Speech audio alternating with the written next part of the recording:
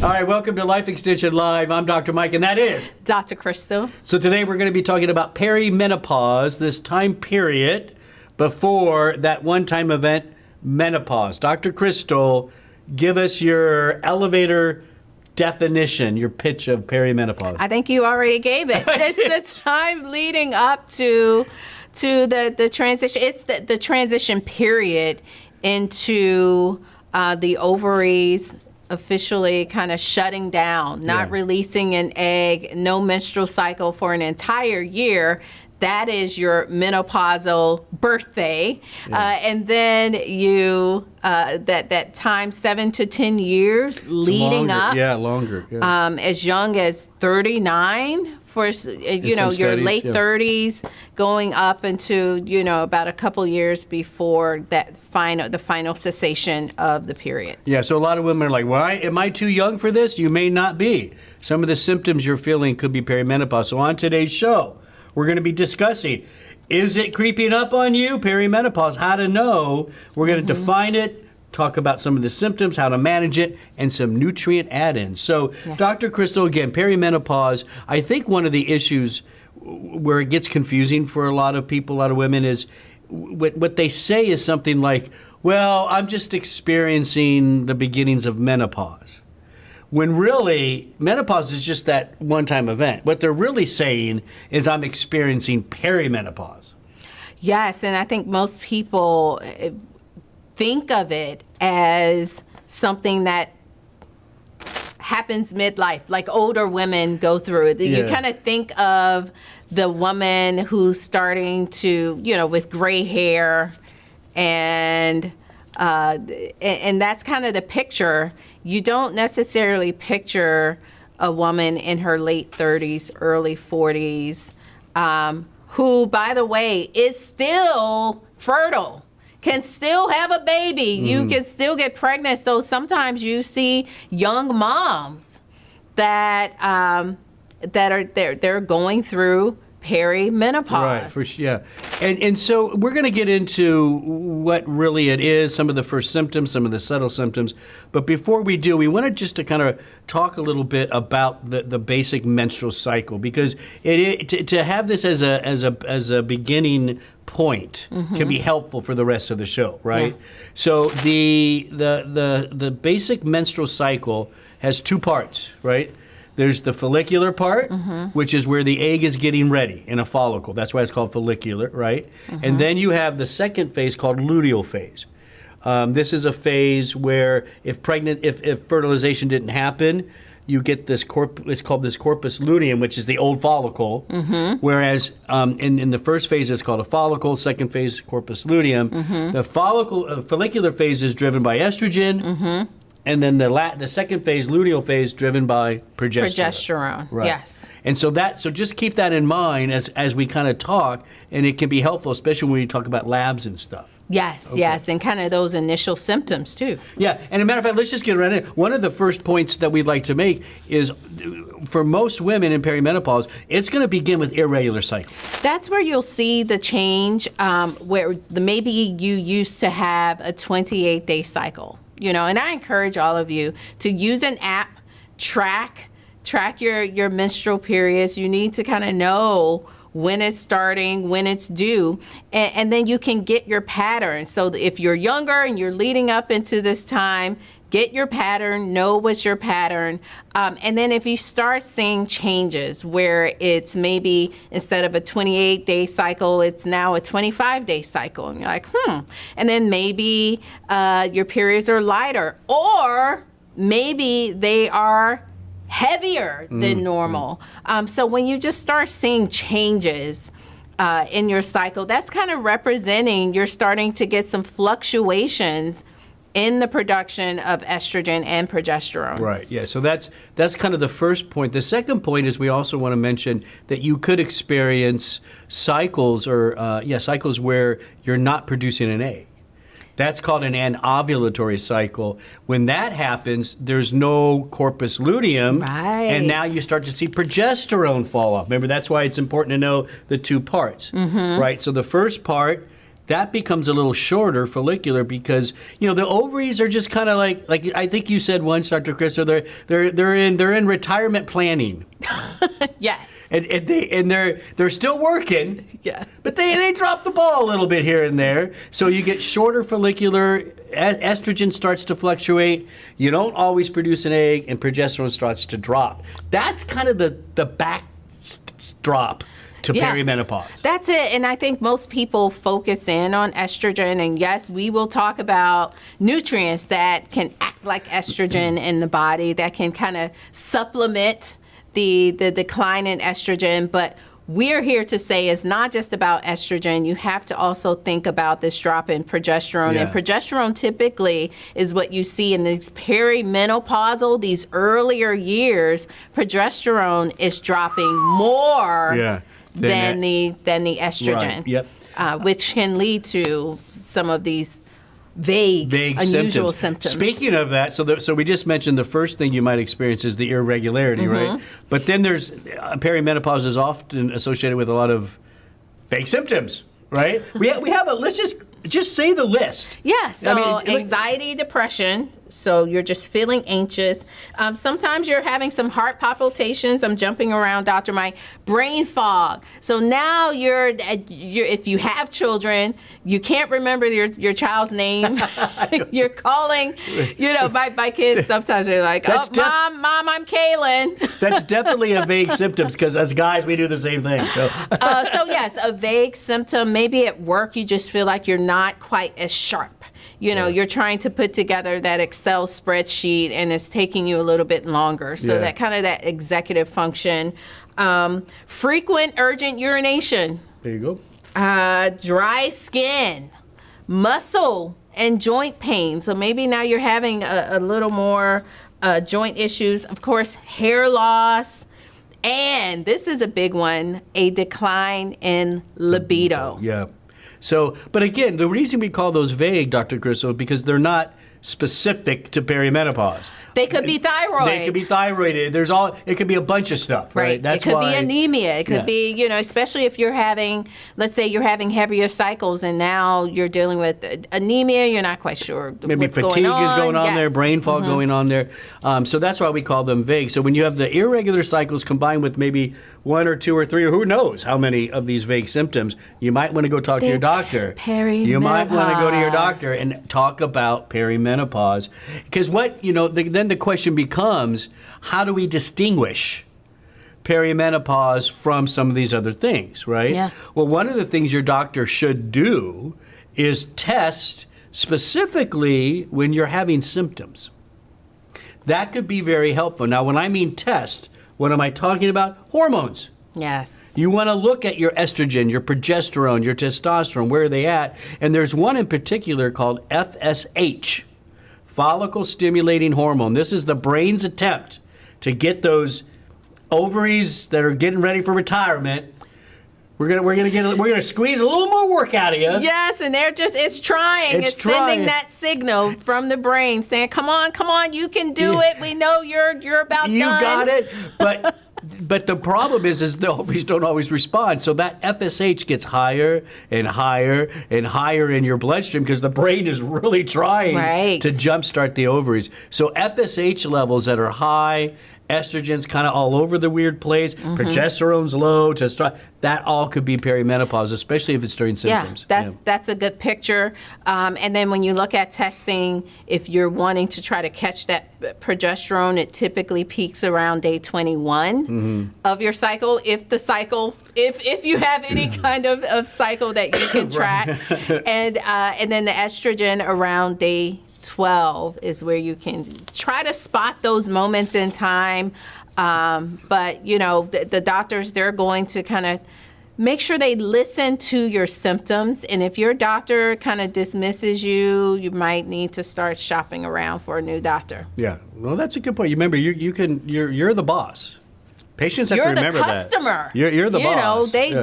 You're paying their bills, and I think a lot of people don't realize that. Yeah. Let's talk then how we're going to be managing this phase, right? So one, right off the bat, you do have hormone replacement therapy.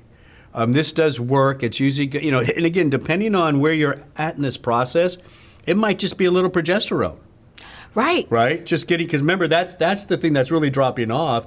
But it might be a little estrogen with progesterone. There's different ways of doing it, and that's up to your doctor. That's why it's important you want to find a good doctor who knows how to balance these hormones for you. And there's different ways to do it. A really common way we like is the compounding pharmacies, because they can make these formulas, these creams and stuff specific to you. And what you need, and that's something that we like. So HRT is available. It is available, and then you do have some over-the-counter nutrients like DHEA is certainly an option that can help to manage, can convert into estrogen. It also can help to manage some stress, balance out cortisol, because the adrenal glands make estrogen as well. So I think some people, when you look at early menopause, this is a stressful time in your life. I'm going on a tangent, Dr. Mike, but hang on with me. It's a stressful time in your life. Some of you are just getting into your career. You are trying to compete with the big boys, and you are trying to run the house. You probably have young kids, depending on if you started late like me. And so it can be very stressful. And if your adrenals are wiped out, the adrenal glands make estrogen too. And maybe you're not getting that supplemental estrogen from the adrenals to help out the ovaries during this time. Right. And so you do find that maybe if you're getting some of these symptoms younger, then DHEA can help support adrenals. Yeah, over the counter, very simple. Just, of course, if you do it, it's a hormone. You got to follow your levels. Yes. For sure. Let's go into diet. This is your field. Yes, another tangent, Dr. No, that's fine. I'm not going to give you all a hard time when it comes to diet. I think it's very simple.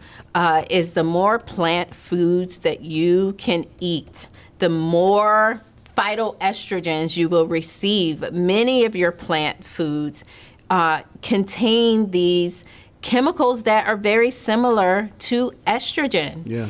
And they can, again, help to stimulate those receptors and help to supplement the ovaries. I keep saying that. So that's a strategy, a plant-based diet, looking at a lot of root vegetables in particular, and trying to limit the sugary foods, the simple carbs, because they cause glucose, insulin fluctuations, which can make you feel even worse. Yeah, for sure. I'm going to add into this exercise now. Physical activity, remain active, whatever you like to do. But, and I know you agree with this, right? Because we talked about this. It's really important for women at this age group to keep muscle health up. Yeah. Strength training could be very helpful. Yes. For sure. So got your diet, you got your strength training, stay active as well. Now we have some nutritional add-ins. The first one is it's a medicinal herb, but it's a spice that people use in their kitchens. It's a seed, fenugreek. Fenugreek. I think about fenugreek when I think about fenugreek. I know I think about it when I'm at an Indian restaurant now, and there was a time before 2020 where you could get a spoonful of fenugreek as you're walking out of the Indian restaurant to help with digestion. We don't see that anymore. I don't blame them. I don't want to come after someone and pick up a spoon and the way you said that, but the way you said that was so funny. Like, I just like to think about fenugreek. I just like to sit there and ponder. But what we're referring to is a specific extract. Yeah, standardized to 2 compounds that can mimic estrogen, right, and also help that DHEA level. Yes, and I think it's important for us to share those specific compounds, because you can find various preparations of fenugreek out there. You can find it just as a fiber. You can find it standardized to other components, but what we're referring to specifically for supporting estrogen and perimenopause, protodiosine. You got it. You got this down now, don't you? Trigonally. Yeah! I did it. Yeah! We struggle. Some of these words, they're just... We're not chemists. Well, I minored in chemistry, so I better be able to say these words. That's funny. I didn't know you had a minor in chemistry. Look, Yeah. I learn something new all the time. So yeah, when you have these specific, and so when we say standardized, we're talking about an extract, which means on the label, you should see those words. Those words. That's what that means. It's standardized to those key compounds. When you do that, I have a study for you. 42 perimenopausal women ages 39 to 51. They were given 250 milligrams twice a day of this standardized fenugreek for 42 days. This is impressive. Ready? First off, hormone levels improve. Testosterone improved, estradiol improved, progesterone improved, all of that, right? But what does that mean to somebody? How does that feel? Well, here's how, you want to read how it feels? Feeling nice and cool. Those hot flashes. A good friend of mine, she described her hot flash, and she said it starts at my toes and it comes up my legs all the way up.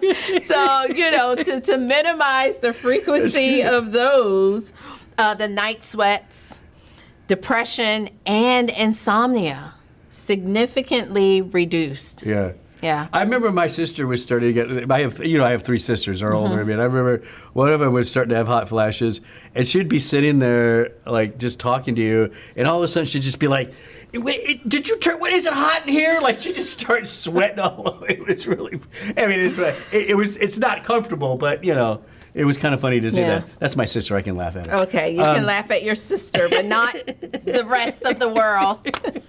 All right, so yeah, this is great.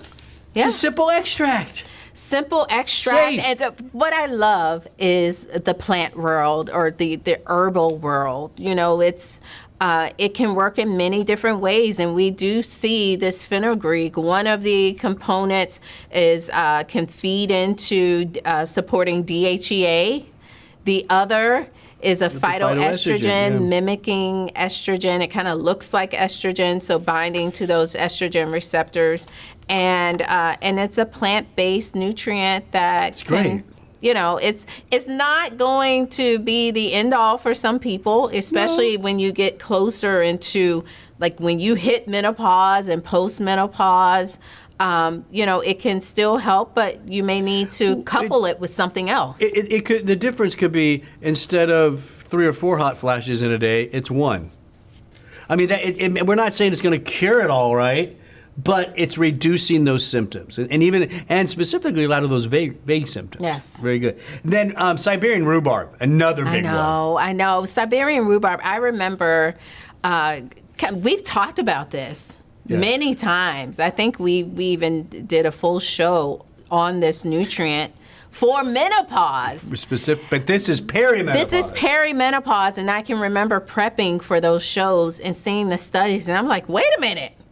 These are younger women. These are, and so there are studies with Siberian rhubarb with menopause and perimenopause. Now, when you hear rhubarb, this is not the rhubarb like my grandma would make pies with. Okay. Yeah, that's a different rhubarb. Not rhubarb pie. I don't think you want to eat Siberian rhubarb. Got it. Yeah. Okay. So this is different. This is, again, the extract. It's standardized to certain compounds the same way. When you look at that label, you want to make sure you see the standardization. In this case, we do have a nice study. 109 women with perimenopausal complaints were given Siberian rhubarb. After 4 weeks, the number and severity of hot flashes was reduced among women taking the Siberian rhubarb, and there was a 54% improvement in the severity of just symptoms overall compared to baseline. Yes, and then the same researchers followed up the next year and conducted a 12-week study. 54 participants received the Siberian rhubarb, 55 received placebo. And what I like about this, they measured the menopausal symptoms. There's, kind of your menopause rating scale. But they looked at the Women's Health Questionnaire, the Psychological General Well-Being Index. This is measuring anxiety, health state, and subjective psychological well-being, which we know perimenopausal women, a lot of the anxiety and the depression comes along with that. And it helps. Yes, the end of the board. trial, anxiety and number and severity of hot flashes were reduced in the women who received the Siberian rhubarb. Fantastic information. This was great. Yes, so you're not too young for this. You're not, and hopefully this was very helpful.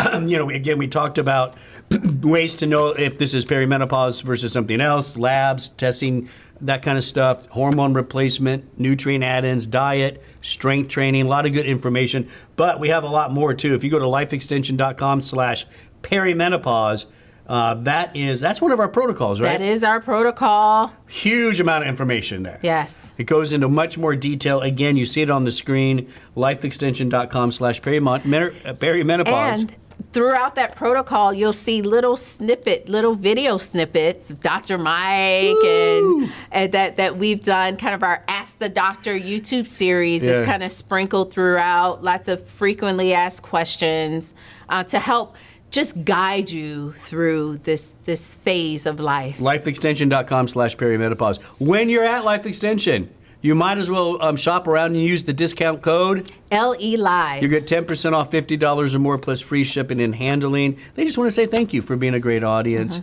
Don't forget, we do go live every Wednesday at 12 noon Eastern time. Hey, we have a new show coming up. We got a new weekly video show called Real Wellness with Drs. Mike and Dr. Crystals. So look out for that. Yeah. But anyways, right now, it's live every Wednesday, 7 Eastern time. So whatever channel you watch us on, like it and share it and ring the bell so you always know we're about to go on. I'm Dr. Mike. That's Dr. Crystal. We'll see you next time.